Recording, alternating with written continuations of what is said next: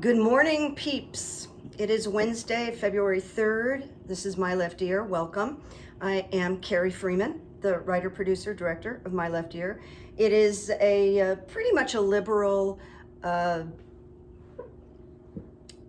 not a website, YouTube channel. Progressives will like it, most likely, and certainly Democrats and probably independents. So welcome. I have had a few MAGAs stop by, and they have left amazing messages for me, but fortunately there aren't too many of those. And I'm going to share a couple of them with you in a minute, because I don't know, I'm getting immune, and these kind of thought they were funny. But anyway, this is for entertainment purposes only. It's very important to say that. And I am someone who does therapeutic hypnosis. I've been doing it for over 20 years. I do psychic coaching, and I've been doing that for some My Left Ear MLE clients, and really meeting some wonderful people. My God, wonderful people. And then I also coach writing and performance. And by the way, this is interesting, because I do hypnotherapy,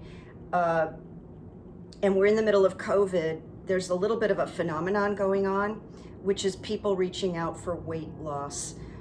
So I call it COVID weight loss. It's all over the place. Everybody's put out some stress and COVID weight. It can come off.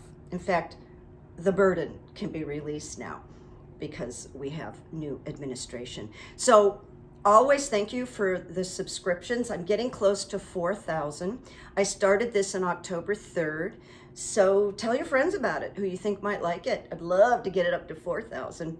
And my email is carriesleftear@gmail.com. carriesleftear@gmail.com. Okay, here we go.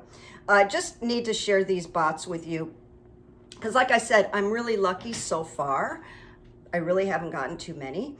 But I got this, I don't want to say this person's handle, but it's something boy, okay? Like saxophone boy or guitar boy, clearly a musician.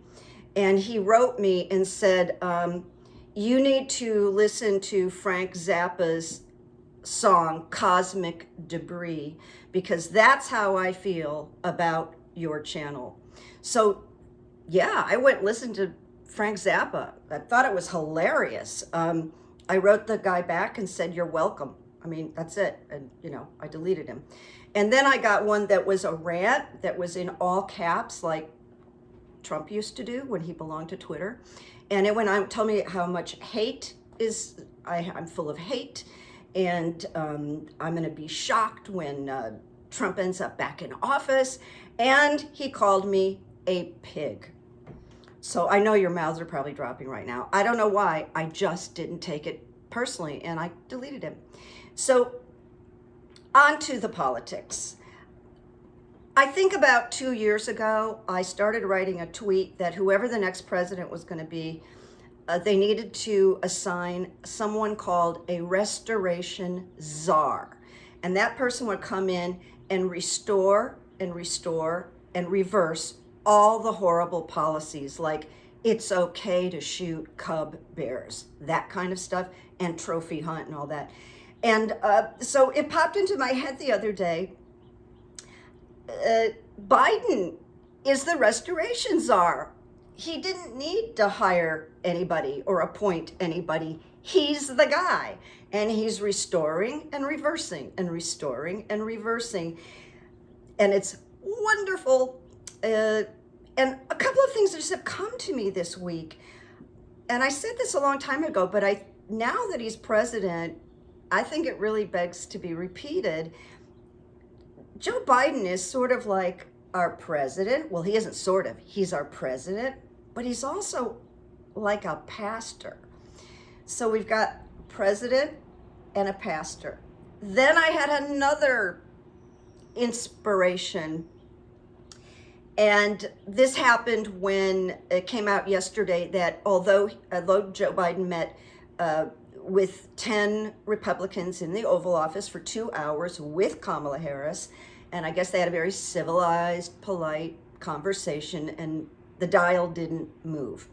And Joe doesn't feel like there's any time to be wasted. There's no time to negotiate. So I said, my left ear said, he's people over politics. He's people over politics right now. And the GOP is politics over people. More and more, I'm calling the GOP pubs rather than Republicans, because I think they're shrinking into little pubs. No offense to pugs, because I like dogs, but pubs, you kind of get the connection. All right, so people over politics. Biden is both pastor and a president. And he had this 2-hour meeting. And I said, there's no time to negotiate. So I remembered all of this, and now I'm scrolling through my notes. And as it turns out, not one pub voted for the 1,400 payments to people. So once again, they're not thinking about their constituents, because the American people, they've polled, and they are so in need of this stimulus and all that goes with it, that the pubs are not getting on board with the human beings. They're just in their politics, and they lost a lot of money when Trump, was in power. We're so in debt, what he did. But you know what? We'll make it back. Too bad. The people need to eat. They need to pay rent. We need the restoration czar, and he's on it. I want to share with you something about Liz Cheney. I listened to a reporter who had gone personally, a female, who had gone personally to Wyoming rally. And she searched for people to interview about Liz Cheney, because that's where Liz Cheney represents, Wyoming. And she couldn't find one person. She could not find one person that supported Liz Cheney. Plus the people that she talked to. Now you might see a cat walking through. This is my cat, Redson. Hey, Redson. I think he's going back to bed. Anyway, that's who he is if you see him. Comes in and out and upstages me. And she did find one man, but he said, I'm not going to talk to you unless you take off your mask. And she said that had been said to her several times. And you know what? She took off her mask, and I don't think she should have done it because of the danger, but because she's a reporter, she did it, and I hope she's okay. But it shows you the vehement, and she also said the people that she talked to really didn't understand the details of the election, or really not informed, and really didn't want to be informed.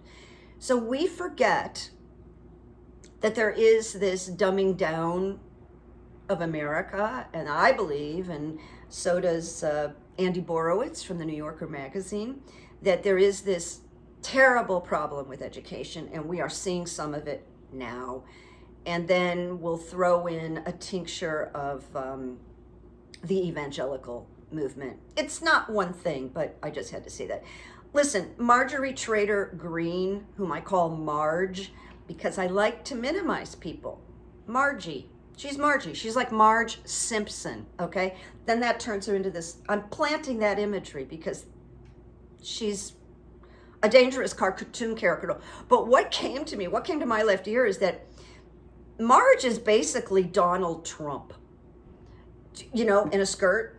I mean, she has the delusions, the lying, she wants to be a showboat. She's a bully. She's aggressive. And unfortunately, the media, she is a problem. No question. And she has to be expunged, and she will be.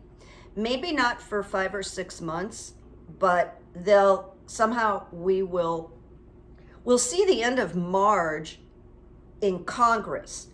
But she's like Trump. This is not a lady who's going to go away. So we'll just have to see what happens. But the media is empowering her. And honestly, I just think too many people are tweeting about her, because I'm on Twitter. And it's just a comment I want to make. I want you to know that the planet Mercury is retrograde. It went retrograde on January 30th. It's going to be that way till the 21st. And it's going to be that way during the impeachment trial.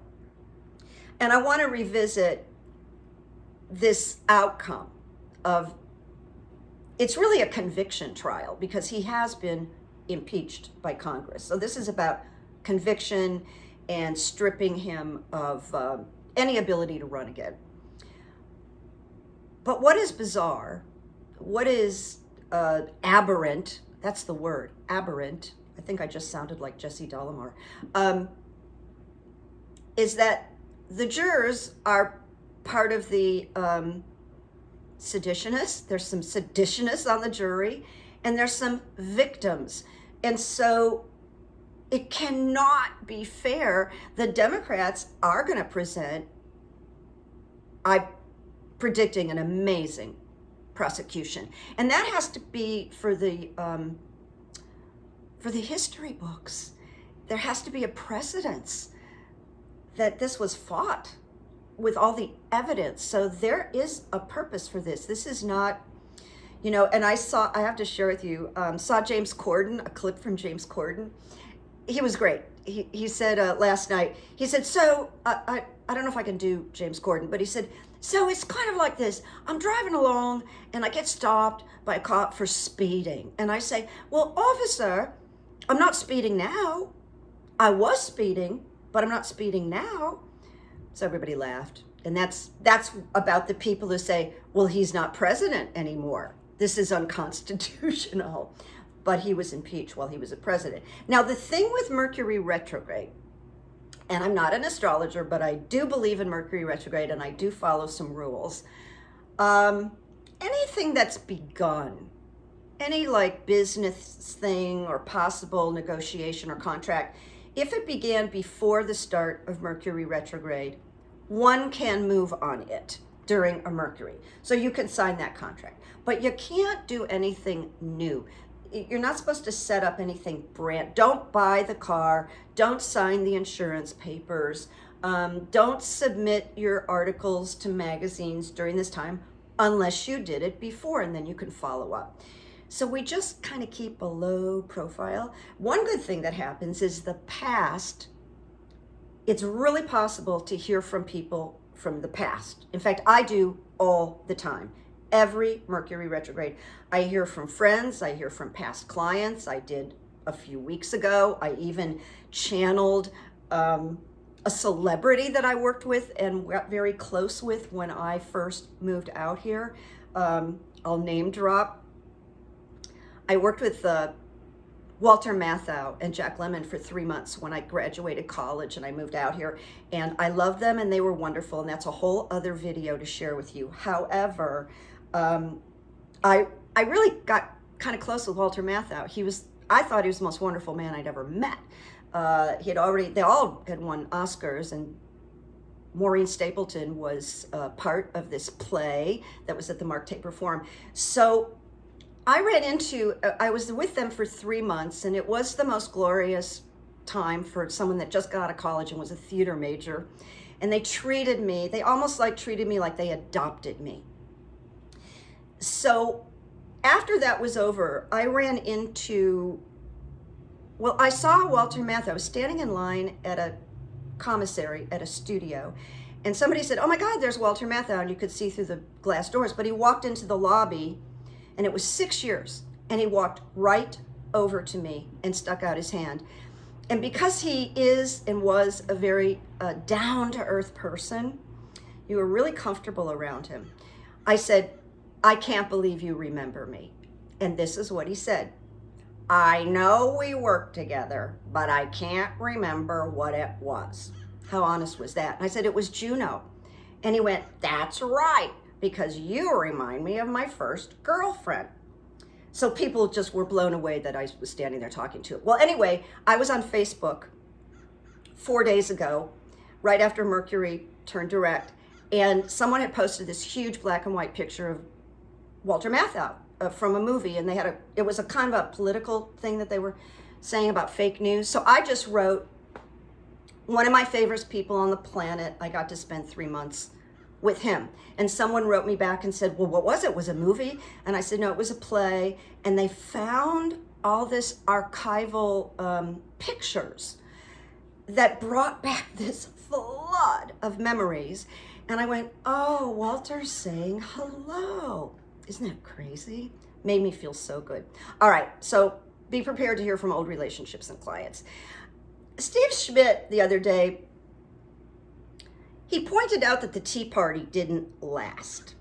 And it didn't. Now, it may have morphed, but it didn't last. And he doesn't think QAnon is going to go the distance. He's a pretty smart guy. We will see. I also feel that something's going to happen with Putin this year. I'm just not seeing him staying in power. Something is happening there. I also want to say about Putin, I want to tie it into, I know it's bizarre, Lindsey Graham, but some of the insane things that Lindsey Graham is saying right now, I mean, he's holding up Merrick Garland's confirmation, the potential attorney general, who is very well thought of, who is considered a wonderful choice. But Lindsey's holding him up.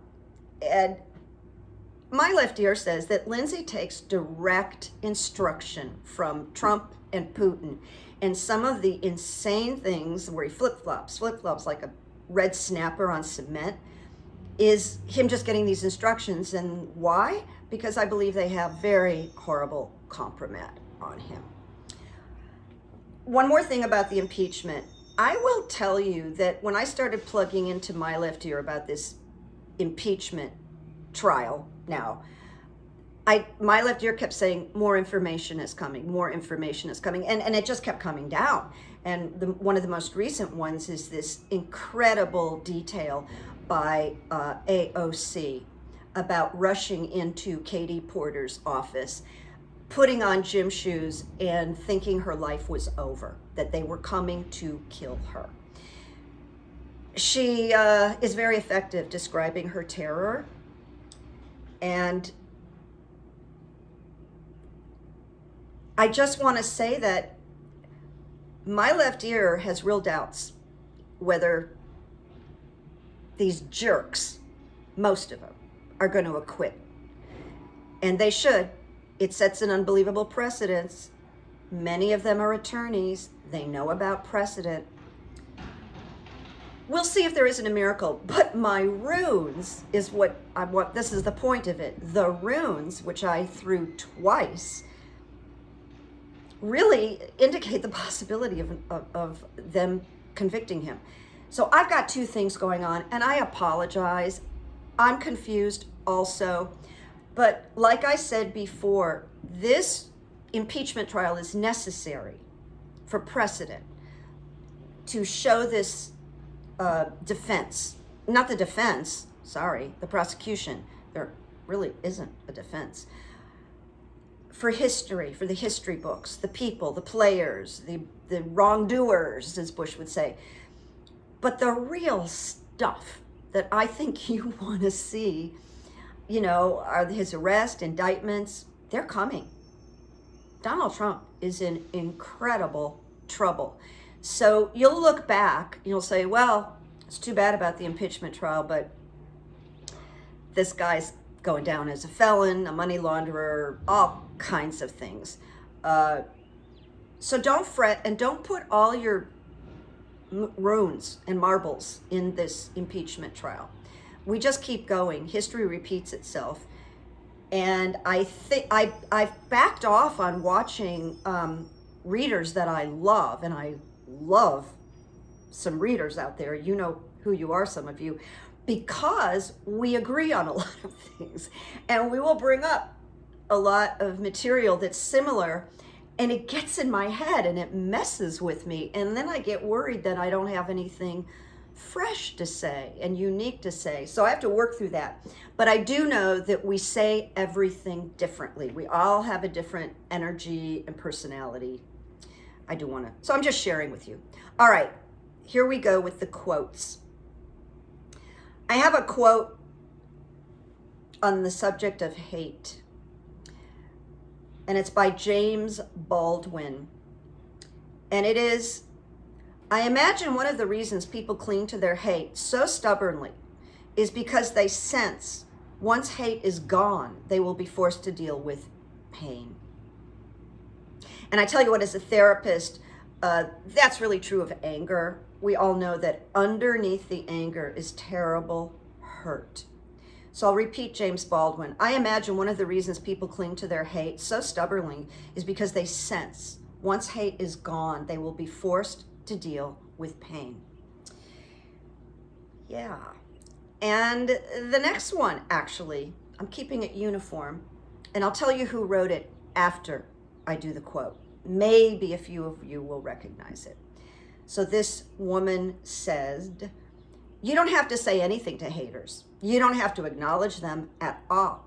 You just wake up every morning and be the best you can be. And that tends to shut them up. Michelle Obama. And it makes me realize, oh, that's where be best came from. She wrote, be the best you can be. So we know that Melania was always plagiarizing. So, oh, okay, that's where it came from. I'll repeat. You don't have to say anything to the haters. You don't have to acknowledge them at all. You just wake up every morning and be the best you can be. And that tends to shut them up. And I'm going to add to this. Get up every morning and look for the good evidence. Look for a contribution to someone of good evidence and write it down. Because I'm telling you what, guys, writing down the good evidence makes it grow. Write it down and watch it grow. I have stuff going on that's really fun. Not able to share it at this moment, but I'm just charging away.